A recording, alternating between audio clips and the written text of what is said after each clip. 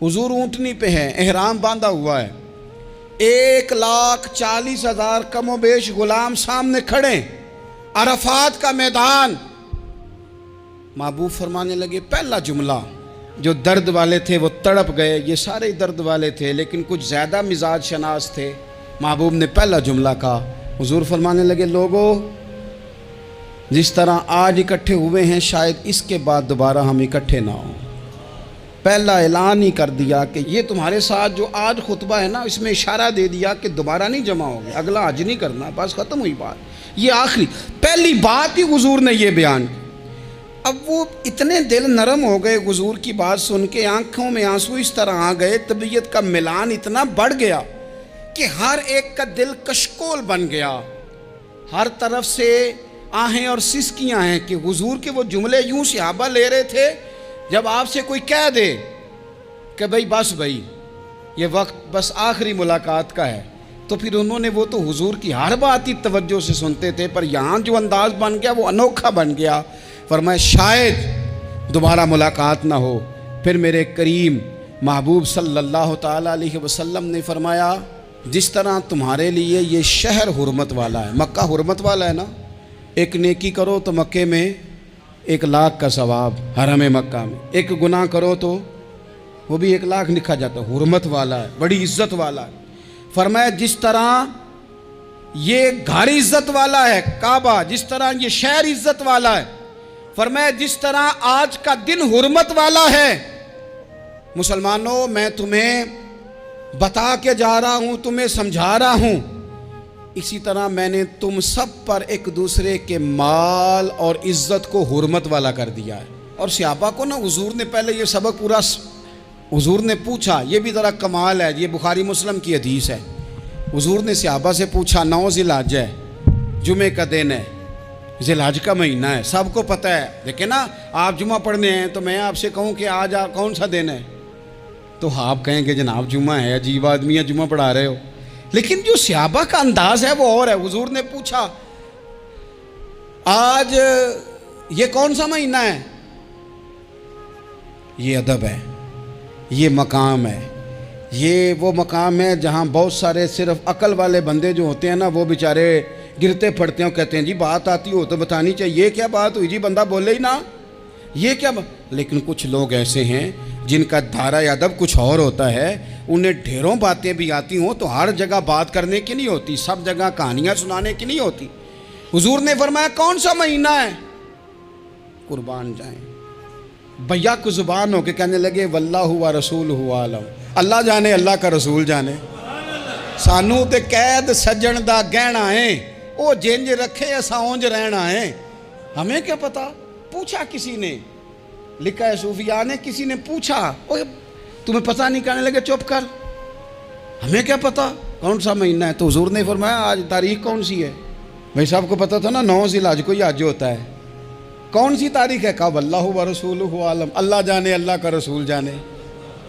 कुर्बान जाए। हुजूर ने पूछा दिन कौन सा है? सबको पता है जुम्मा है। कहने लगे वल्लाहु व रसूलहु आलम, अल्लाह जाने और अल्लाह का। वो सहाबा बता क्यों नहीं रहे? तो अहले मोहब्बत कहते हैं सहाबा का जवाब ये था, हमें कोई महीनों से गरज है, हमें कोई दिन से गरज है, हमें कोई तारीख से गरज है। हाजियो आओ शहनशाह का रोजा देखो, काबा तो देख चुके, काबे का भी काबा देखो, हमें तो महबूब से गरज है। महीना था ज़िलहज का, अगर हुजूर कह देते ज़िलहज नहीं ज़ीक़ाद है तो हमने ज़ीक़ाद ही बना लेना था। तारीख थी 9, अगर हुजूर फरमा देते 11 है तो हमने 11 ही बना लेनी थी। दिन था जुमे का, अगर हुजूर कहते पीर है तो हमें क्या लगे, हमें तो महबूब की रज़ा चाहिए। आप देखें ना, एक सहाबी के हाथ ज़रा लंबे थे तो हुजूर ने फरमाया या ज़ुल यदैन, और लंबे हाथों वाले। उनसे कोई पूछता नाम क्या है तो कहते मेरा नाम है 2 हाथों वाला। ओ भाई मेरे भी 2 हैं, तू क्यों 2 हाथों वाला? कहने लगे ये नहीं मुझे पता, मुझे नबी पाक ने कहा 2 हाथों वाला। तो ठीक हो गई, जो हुजूर ने नाम रख दिया। तो हुजूर सैयद आलम ने पूछा, फिर हुजूर ने हुर्मत याद कराई, फरमाया याद रखो ये दिन भी बड़ी इज्जत वाला है, जुम्मे का है, ये महीना भी बड़ी हुर्मत वाला है, ज़िलहज का है, ये तारीख भी बड़ी हुर्मत वाली है। लेकिन फरमाया जिस तरह اس دن کی، اس شہر کی، اس مہینے کی تم نے عزت کرنی ہے، اسی طرح ایک دوسرے کے مال کا، ایک دوسرے کی عزت کا تم نے پاس کرنا۔ مسلمان بھائیوں، خدا را یہ حضور کہہ رہے ہیں یار، نبی پاک نے کعبہ کے سامنے کھڑے ہو کے فرمایا بیت اللہ تیری بڑی شان ہے، تیرا بڑا مرتبہ ہے، لیکن فرمایا میرے مومن کی عزت رب کی نظر میں کعبے سے بھی زیادہ ہے۔ ہم کیسے بیٹھ کے یار، ہم کیسے جرات کرتے ہیں کسی کی پگڑی کھولنے کی کونے میں بیٹھ کے؟ ہم اپنے گھر بیٹھ کے کسی پر تبصرہ کر گئے، کسی بندہ مومن کی عزت اچھال گئے، بالکل پتہ نہیں تھا بات کا اور ہم نے کہانی بنا دی پوری کی پوری، داستان سرائی کر گئے۔ صبح سے شام تک ہماری گپ شپ کا عنوان کیا ہے؟ کسی نہ کسی کا شکوہ، کسی نہ کسی کی شکایت، یہ ہماری گپ شپ ہے۔ خدا را حضور نے تو خطبہ حجۃ الوداع میں پہلا سبق یہ دیا تھا کہ میرے جانے کے بعد ایک دوسرے کی عزت کرنا، اور اسی خطبے میں ایک جگہ پہ فرمایا یہ نہ ہو کہ میرے جانے کے بعد تم ایک دوسرے کی گردنیں مارنے لگ جاؤ، ایک دوسرے کی عزتوں کا خیال کرنا، پاس کرنا۔ مسلمانوں، میرے عزیز بھائیوں، بزرگوں، عزتوں کا دفاع شروع کریں۔ تھوڑی دیر کے لیے اپنی زبان لوگوں کے اوپر تبصرہ کرنے سے کنٹرول میں لائیں۔ کچھ چیزیں ایسی، میں مختلف شہروں میں جاتا ہوں، جس شہر میں گئے وہاں لوگوں نے یہ کہا جناب یہاں جو مولانا ہے نا، بعض لوگ یہ باتیں بڑی چسکے لے کے سنتے ہیں، یہاں جو مولانا ہے نا وہ کچھ نہیں کرتے، آپ بڑے اچھے ہیں، یہاں جو پیر صاحب ہیں وہ بڑے گڑبڑ ہیں، آپ بڑے اچھے ہیں۔ تو میں ان سے کہتا ہوں کہ میں اس لیے اچھا ہوں کہ میں تھوڑی دیر کے لیے آیا ہوں، میں نے چلے جانا ہے۔ اور دوسری بات یہ کہ مجھے آپ جتنا مرضی اچھا کہہ لیں، میں نے رخصت ہو جانا ہے 2-3 گھنٹوں کے بعد۔ یہاں جس آدمی کا آپ شکوہ کر رہے ہیں نا، آپ اس کو جنازے کے لیے خبر کریں نہ کریں، اسے پتہ چل گیا نا محلے میں جنازہ ہو گیا ہے، تو اسے کوئی کام بھی ہوا تو اس نے کہنا یار نہیں محلے میں فوتگی ہوگی، میں نے جنازہ پڑھانا ہے، اس نے جانا نہیں۔ تو کمزوریاں تو سب جگہ ہوتی ہیں، لیکن ان کمزوریوں کی وجہ سے آپس میں بغض پیدا کر لیا جائے گا، اور پھر کمال بات ہے نا کہ اپنی ساری کمزوریوں سمیت اپنے آپ سے پیار ہے، اپنے آپ سے محبت ہے، اور دوسرے کی ایک کا پتہ چل جائے تو ہمیں گھن آنے لگ جاتی۔ تو حضور نے خطبہ حجۃ الوداع کے موقع پر یہ بات ارشاد فرمائی۔ دوسرا حضور نے فرمایا لوگوں یاد رکھنا، یہ خطبہ حجۃ الوداع میں نبی پاک نے فرمایا، یہ حضور خطبہ دے رہے ہیں، اور اس وقت دے رہے ہیں جب حضور صحابہ کو بتا چکے ہیں کہ یہ آخری ملاقات ہے، جو دور دراز سے آئے ہیں ان کو بتایا ہے کہ یہ میری تمہاری جو مجلس ہے، جو محفل ہے، جو تم سے بات ہو رہی ہے، یہ آخری ہے۔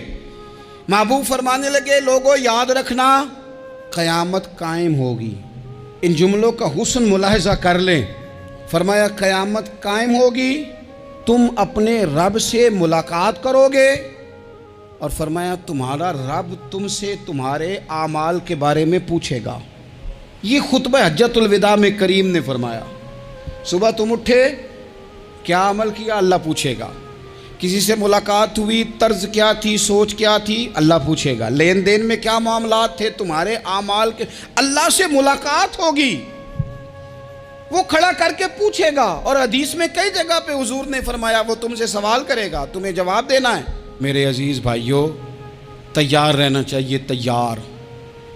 ہم نا منت کرتے ہیں آخری دن ہو نا، تنخواہ دار لوگ کہتے ہیں یار یہ آخری ایام چل رہے ہیں، کوئی خرچہ نہ بتاؤ، اس لیے کہ حساب کے متھے لگنا ہے۔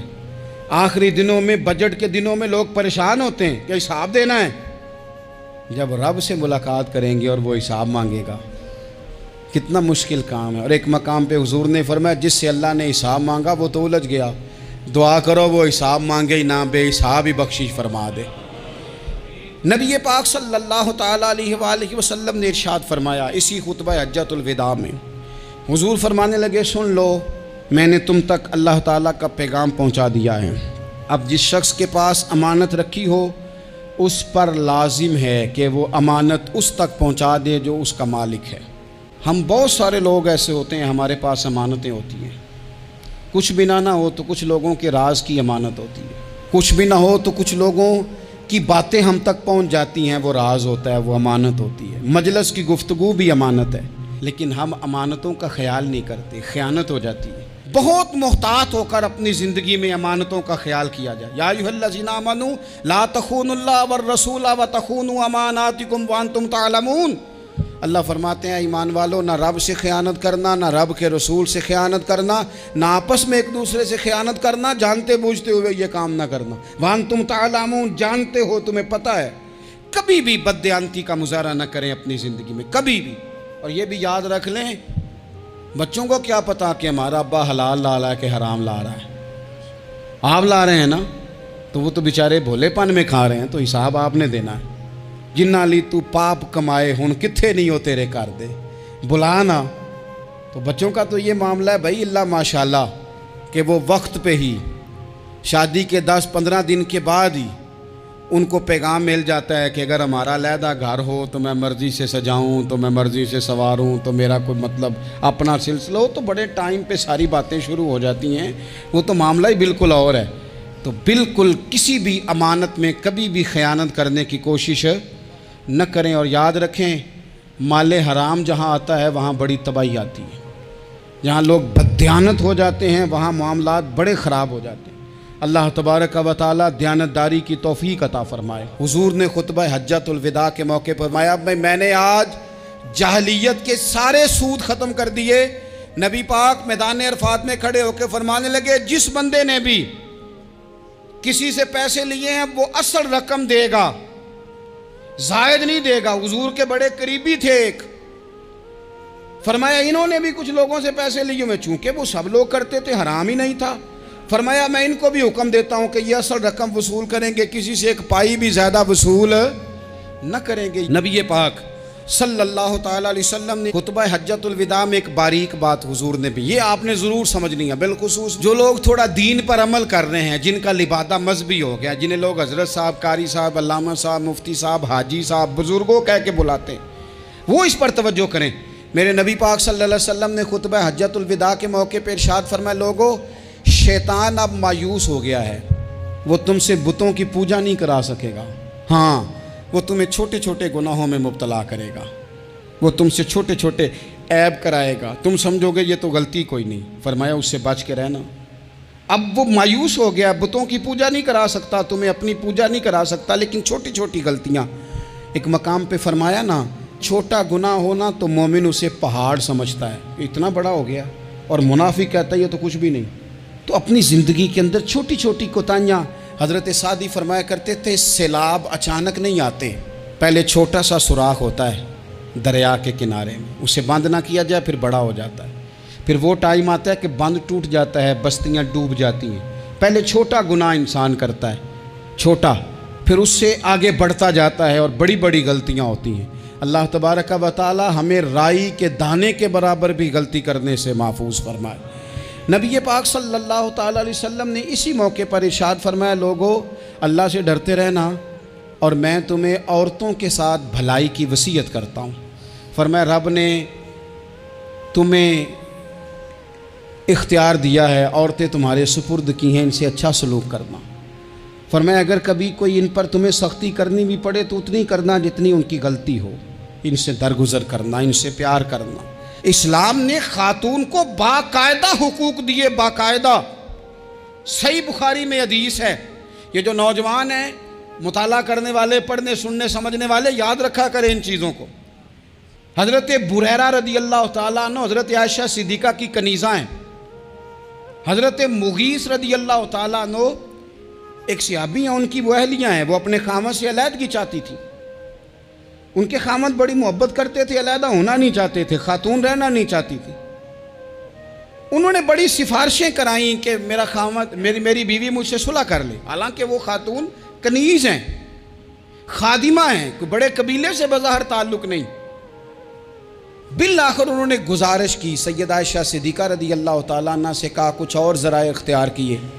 حضرت مغیث نے رضی اللہ تعالیٰ عنہ، ان کے شوہر نے، کہ نبی پاک علیہ السلام کی خدمت میں عرض کریں، حضور میری سفارش کریں کہ یہ مجھ سے صلح کر لیں۔ تو نبی پاک علیہ السلام نے حضرت بریرہ رضی اللہ تعالیٰ عنہ جو کنیزہ ہیں، خادمہ ہیں، ان کو بلا کے کہا تمہارا خامد صلح کرنا چاہتا ہے۔ یہاں برادری کا بڑا کے کہتا ہے، پتر وہ میری بھی نہیں تو گال رکھنی، وہ میرے ککھاں دا بھی نہیں تو، وہ کیا کہہ رہے ہیں آپ؟ اللہ نے اسے حق دیا ہے، اور جسے حق اللہ دے اس کا رسول دے، اس سے کون ہوتا ہے کوئی حق چھیننے والا؟ نبی پاک صلی اللہ علیہ وسلم نے حضرت بریرہ سے کہا تمہارا خامد صلح کرنا چاہتا ہے اور وہ روتا ہے تمہارے لیے، اور اس نے بڑی سفارشیں کی ہیں، تم اس سے صلح کر لو۔ حضرت بریرہ رضی اللہ تعالیٰ عنہ عرض کرنے لگی یا رسول اللہ صلی اللہ علیہ وسلم آپ جو حکم کریں میں حاضر ہوں، ایک بات پوچھ سکتی ہوں؟ ایک گزارش کر لوں؟ ایک صرف حضور میرا بولیا چولیا معاف کری، ایک بات کر لوں؟ تو کہا کرو۔ عرض کی یا رسول اللہ یہ آپ کا حکم ہے یا مشورہ ہے؟ یہ محبوب کی بات ہے، محبوب کی۔ کوئی بزرگ کیوں جبر کرتا ہے کسی پہ؟ کوئی حضرت شیخ کیوں کہتے ہیں زبردستی عورت کو کہ تو جا؟ نبی پاک صلی اللہ علیہ وسلم نے فرمایا صلح کر لے۔ یا رسول اللہ ایک بات عرض کروں؟ کرو۔ حضور حکم ہے کہ مشورہ ہے؟ تو نبی پاک نے فرمایا نہیں، مشورہ ہے۔ تم عاقلہ ہو، بالغہ ہو، اسلام تمہیں با اختیار کرتا ہے، چاہو تو رہو، چاہو تو خلا لے لو۔ عرض کرنے لگی حضور اگر مشورہ ہے تو پھر میں مغیث سے صلح نہیں کرنا چاہتی۔ میرے محبوب نے فرمایا تو جس حال میں راضی ہے میں بھی راضی ہوں۔ ٹھیک ہو گئی بات، ختم ہو گئی۔ حضور نے کوئی زور نہیں، اتنے اسلام حقوق دیتا ہے عورت کو، کسی کو اجازت نہیں کہ وہ جبر کرے، وہ ظلم کرے۔ میں آ گیا ہوں صلح نہیں کرنی، بے تو کیوں آیا ہے؟ تو نے وقت گزارنا ہے، جانے وہ خامد کس طرح کا ہو۔ تو نبی پاک صلی اللہ علیہ وسلم نے خطبہ حجۃ الوداع کے موقع پر فرمایا عورتوں کے ساتھ اچھا سلوک کرنا۔ اللہ تبارک و تعالی جو حج پڑھا جا رہا ہے اس کے صدقے پوری امت پر اپنا فضل فرمائے۔